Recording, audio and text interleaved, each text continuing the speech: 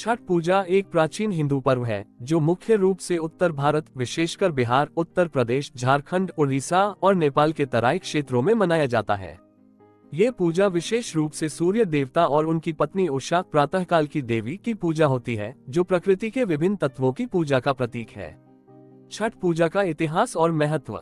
छठ पूजा का इतिहास बहुत पुराना है और इसका उल्लेख वेदों और पुराणों में भी मिलता है।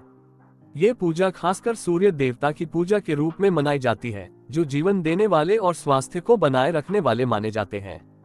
इसे सूर्य देवता की आराधना का पर्व माना जाता है ताकि जीवन में समृद्धि, सुख, शांति और समग्र कल्याण प्राप्त किया जा सके।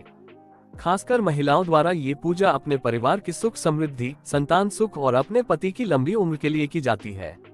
पूजा का उद्देश्य: 1.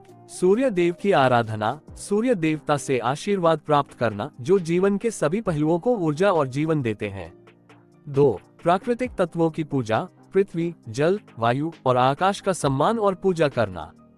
3. पवित्रता और संयम का पालन, इस पर्व के दौरान उपवास और कठिन व्रत का पालन करके आत्मा की शुद्धि करना। 4. परिवार में समृद्धि और सुख की कामना, खासकर संतान सुख की प्राप्ति के लिए महिलाएं यह व्रत करती हैं। पूजा विधि और आयोजन। छठ पूजा को 4 दिन में मनाया जाता है और इसके विशेष रीति रिवाज होते हैं। ये 4 दिन होते हैं। 1. पहला दिन नहाए खाए। इस दिन पूजा करने वाले लोग स्नान कर शुद्ध होते हैं और घर की सफाई करते हैं। इस दिन विशेष रूप से अरवा चावल और लौकी की सब्जी का प्रसाद बनाया जाता है और इसे ग्रहण किया जाता है। 2. दूसरा दिन खरिया। इस दिन उपवासी लोग दिन भर उपवासी रहते हैं और सायंकाल सूर्यास्त के बाद खीर और चपाती का प्रसाद बनाते हैं और पूजा करते हैं। ये दिन विशेष रूप से धरती माता और सूर्य देवता की पूजा का दिन होता है। 3. तीसरा दिन संध्या अर्घ्य। तीसरे दिन श्रद्धालु सूर्यास्त के समय नदी, तालाब या किसी जलाशय के किनारे एकत्र होते हैं और सूर्य देव को अर्घ्य पानी से आचमन अर्पित करते हैं। इसके साथ ही साथ उषा देवी की भी पूजा की जाती है। 4. चौथा दिन उषा अर्घ्य। इस दिन सूर्योदय से पहले व्रती जो उपवास रखे हैं, सूर्योदय के समय उषा देवी को अर्घ्य अर्पित करते हैं। ये पूजा अत्यंत पवित्र मानी जाती है। पूजा के बाद व्रती का उपवास समाप्त होता है और प्रसाद ग्रहण किया जाता है। ध्यान रखने योग्य बातें।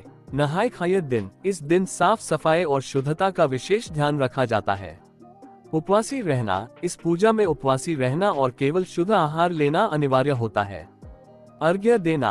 सूर्योदय और सूर्यास्त के समय जल में अर्घ्य अर्पित करना इस पूजा का मुख्य अंग है। स्वच्छता। पूजा स्थल और घर की स्वच्छता का विशेष ध्यान रखना चाहिए। संधान पूजा। संध्या अर्घ्य और उषा अर्घ्य दोनों ही समय पवित्र जल में अर्घ्य अर्पित किया जाता है, इसलिए पानी की शुद्धता पर भी ध्यान देना जरूरी है। निष्कर्ष: छठ पूजा न केवल एक धार्मिक अनुष्ठान है, बल्कि यह जीवन के सभी तत्वों की पूजा करने का तरीका है। इसके माध्यम से लोग अपनी आस्थाओं को प्रकट करते हैं और साथ ही साथ सामाजिक और पारिवारिक बंधनों को भी सुदृढ़ करते हैं।